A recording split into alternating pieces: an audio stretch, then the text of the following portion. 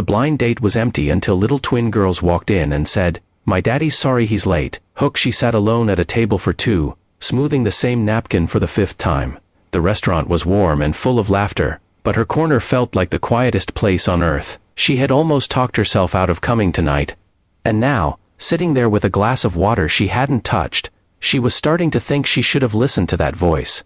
Then the door swung open, and two little girls in matching pink dresses walked in, looked right at her, and said words she would never forget for the rest of her life.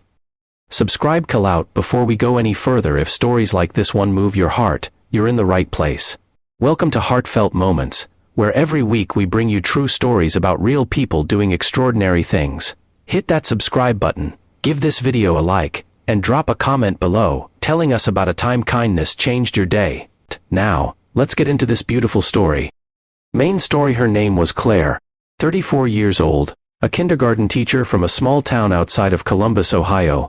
She loved her students, her rescue dog named Biscuit, and Saturday mornings with a good book and black coffee. What she hadn't loved not in a long time was dating. Her sister had set her up on this blind date. "Just go," her sister had pleaded. "His name is Marcus. He's kind, he's funny, he has two little girls. Just give it 1 hour." Claire had agreed mostly to stop the texts. She wasn't looking for love. She wasn't looking for anything, really. She just wanted to get through the evening. She arrived at Rosario's Italian kitchen right at 7 o'clock. The hostess showed her to a cozy table near the window. She ordered water, checked her phone, and waited. 7:15 came and went, then 7:20. She refreshed her messages twice. Nothing. By 7:30, she had already written the story and her head stood up. On a blind date at a nice restaurant, just another chapter in a book she was tired of reading. She started rehearsing what she would say to her sister. She was reaching for her purse when the front door swung open and a burst of cold November air swept through the room. Two little girls walked in, maybe 5 or 6 years old, wearing the most perfect matching pink dresses with white bows in their hair. They were holding hands, their wide eyes scanning the restaurant with the kind of focus that only small children have. Completely serious, completely certain. Then the taller one spotted Claire, tugged her sister's hand, and they marched right over to her table like two tiny messengers on a very important mission. The taller one looked up at Claire with big brown eyes, and said, very officially, "Are you the lady named Claire?" Claire blinked. "I am." "Good," the little girl said. "My daddy's sorry he's late. He said to tell you he's parking the car and he'll be right in. And he said we could come in first so you wouldn't be lonely." Claire felt something loosen in her chest, some tight, guarded thing she hadn't even known she was holding on to. The smaller twin climbed right into the chair across from Claire without being invited, folded her little hands on the table, and announced, "My name is Lily, and this is my sister Sophie, and we like spaghetti."